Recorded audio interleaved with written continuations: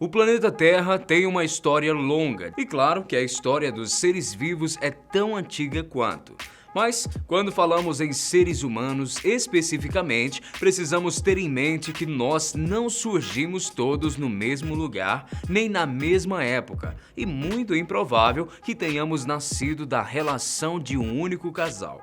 Para se ter ideia, várias espécies de seres humanos estavam espalhadas pelo território da África há 2 milhões de anos. O mais interessante é que algumas dessas espécies eram realmente muito parecidas, já outras tinham características muito peculiares que as tornavam únicas. De uma forma ou de outra, as espécies Homo tiveram de enfrentar desafios do ambiente e da própria evolução para sobreviverem. As doenças, a falta de comida, o frio e a competição trataram de perpetuar as espécies mais resistentes ao meio. Mas já parou para pensar que nós somos a única espécie humana que sobreviveu? E você já se perguntou o que temos de diferente dos nossos antepassados? Para entender um pouco melhor por que ainda estamos aqui, hoje nós vamos te mostrar 7 espécies de seres humanos que já existiram. Eu sou o Guilherme Marques e está começando mais um O Porquê das Coisas.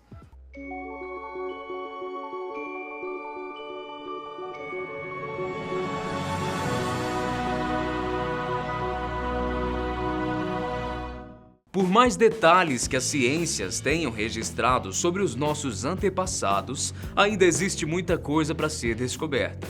Inclusive, uma possível espécie novinha em folha, chamada Homo naledi, entrou na lista de ancestrais humanos, depois que pesquisadores encontraram fósseis em uma caverna na África do Sul. Mas, para bater o martelo sobre o Homo naledi ser mesmo uma nova espécie humana, muitos aspectos ainda precisam ser analisados. Tudo para descartar a possibilidade de uma variação fenotípica de uma espécie que já existe. Isso quer dizer que o naledi pode não ser completamente diferente dos outros, mas apenas uma versão adaptada. Agora nós vamos conhecer quais são as 7 principais espécies Homo que já existiram aqui na Terra ao longo da história do planeta. O Homo habilis está entre as espécies mais antigas de todas porque viveu aqui na Terra há cerca de 2,4 a 1,4 milhões de anos atrás. Ele também é um dos que mais se parecem com a anatomia dos macacos por causa dos braços bem longos e da face levemente prognática, alongada. Houveram algumas polêmicas sobre o fato do habilis ser considerado um homo, porque, em tese, as características físicas estão mais próximas dos macacos do que dos humanos. O fator decisivo veio quando os pesquisadores descobriram que eles conseguiam manusear ferramentas de pedra para várias coisas. Atualmente, existem 3 fósseis principais de Homo habilis: o KNMER1813, o OH24 e o OH8. O primeiro deles foi descoberto pelos cientistas Mary e Louis Leakey, na Tanzânia, em 1960. Agora, pulando alguns milhares de anos na escala da evolução, encontramos o Homo rudolfensis. Essa espécie também está mais próxima dos primatas do que de nós, e a expectativa é que tenham vivido aqui no planeta cerca de 1,9 a 1,8 milhão de anos atrás. De todos, o rudolfensis tem sido um dos maiores desafios para a ciência, porque é muito difícil encontrar fósseis cranianos dessas criaturas. Se tivéssemos algum disponível, daria para determinar o peso e a altura deles, por exemplo. Mas, apesar de raros, eles existem. E um dos poucos conhecidos é o KNMER1470. A princípio, estimavam que o crânio encontrado do Homo rudolfensis datava de 3 milhões de anos atrás, mas depois corrigiram para 1,9 milhão. A questão é que foram as diferenças entre esse fóssil e o crânio do Homo habilis que determinaram uma nova espécie. Entre as principais características estão o osso levemente arredondado na parte de baixo do crânio, o osso occipital, rosto bem largo e mandíbula projetada. O próximo da lista é o Homo erectus, que viveu aqui na Terra há cerca de 1,9 milhão a 143 mil anos atrás. As pesquisas científicas e as análises de fósseis existentes provaram que essa espécie é de origem africana, mas acabou se espalhando pela Índia, China, Geórgia e até na ilha de Java. Inclusive, foi nessa ilha da Indonésia que encontraram o primeiro fóssil de Homo erectus, lá no século XIX. De lá para cá, descobriram que a altura dessa espécie variava entre 1,42 e 1,82 metros de altura. Já o peso ficava entre 39 e 68 quilos. Essas características de peso e altura é uma das coisas que torna o Homo erectus único. E curiosamente, os fósseis encontrados na região da África apresentaram uma estatura a mais que os outros achados na China, Indonésia e Geórgia. Além disso, os pesquisadores apostam que os Homo erectus foram grandes corredores e escaladores de árvores, por causa dos braços curtos e pernas bem longas. A partir do Homo heidelbergensis, algumas características determinadas pelo sexo começaram a ficar mais evidentes.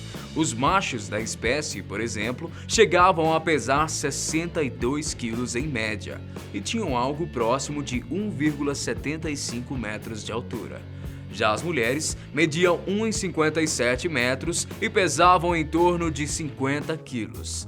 Eles tiveram por aí há cerca de 700 mil a 200 mil anos, e depois que o primeiro fóssil foi descoberto, em 1907, conseguiram determinar que a face do Homo heidelbergensis era mais achatada que a nossa, mas a sua cabeça era maior. Descobriu-se também que essa espécie foi a primeira a se adaptar a climas e ambientes mais frios, além da habilidade de caçar animais de grande porte. Esse agora tem mais a nossa cara. Repara só. O Homo neanderthalis é 99% compatível com o Homo sapiens sapiens, e a estimativa é que ela tenha vivido por aqui há cerca de 600 mil a 350 mil anos atrás. Eles tinham hábitos parecidos com os das espécies mais evoluídas e civilizadas, manuseavam diversas ferramentas de caça, além de usarem objetos ornamentais simbólicos como um acessório. O Homo neanderthalis se aglomerou principalmente por toda a Europa e na região sudoeste da Ásia. Alguns até arriscam dizer que o senso de coletividade e sociedade fizeram com que eles criassem comportamentos simbólicos como um funeral. Dizem que essa espécie tinha o costume de sepultar mortos e deixar flores como oferenda. Será que é daí que vem a tradição de deixar flores em túmulos? Estudos já comprovaram que, de fato, o cérebro neandertal e o cérebro sapiens sapiens são muito semelhantes no nascimento. Porém, quando adultos, o neandertal tem um cérebro maior. Além disso, é possível que eles fossem mais fortes do que nós. A penúltima espécie da nossa lista é o Homo floresiensis, que viveu na Terra cerca de 95 mil a 17 mil anos atrás, nas regiões onde hoje é a Indonésia. Diferente dos outros, o floresiensis tem uma estatura menor, em média 1 metro, e o seu cérebro também é menor em relação aos demais.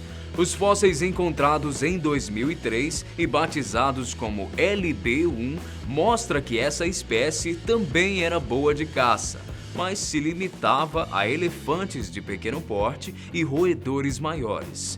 Finalmente, nós chegamos ao parente evolutivo mais próximo, o Homo sapiens, que surgiu entre 100 mil e 50 mil anos atrás. A maioria das espécies que vimos até aqui foram extintas em função das transformações climáticas e do ambiente, mas com o Homo sapiens foi um pouco diferente.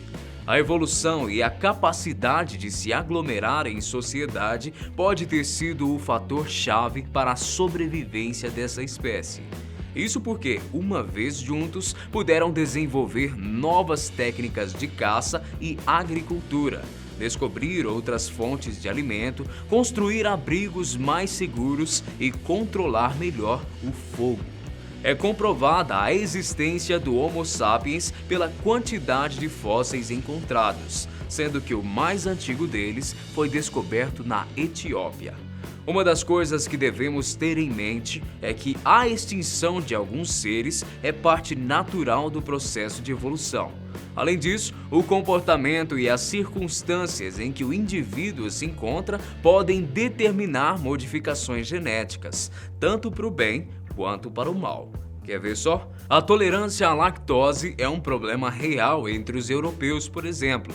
E isso se deu porque os seus antepassados aumentaram a ingestão de alimentos lácteos. Mas não é só a alimentação que tem a capacidade de modificar genes. Epidemias como a peste negra foram capazes de modificar o DNA de muitos sobreviventes, garantindo que as próximas gerações fossem imunes à doença. Isso quer dizer que nós, os seres evoluídos, nos beneficiamos das mudanças genéticas para sobreviver e se adaptar ao meio em algum momento da história. Além disso, essa herança genética e as mudanças no genoma permitiram os Sapiens sapiens de desenvolver cérebros de maneira única. Talvez tenha sido esse o detalhe que transformou o comportamento humano e deixou o indivíduo mais sociável. Da linguagem à guerra, da cultura aos sentimentos e muito além da anatomia, nos tornamos diferentes pelo fator social. À medida que as espécies mais evoluídas e sociais foram ocupando cada vez mais lugares, outras eventualmente desapareceram. Se realmente for isso que nos torna especiais, então, basicamente, você só faz parte da única espécie humana viva por causa da sua criatividade, capacidade de improvisação e inovação. Só assim é possível explorar o meio em benefício próprio, ao invés de ser dominado por ele. Será que foi isso mesmo ou estamos aqui por pura sorte? Você conseguiria imaginar que houveram tantas espécies de seres humanos assim? Qual deles mais te surpreendeu? Conta isso e muito mais pra gente aqui embaixo pelos comentários e eu vou ficando por aqui. Eu te encontro no próximo programa O Porquê das Coisas. Tchau!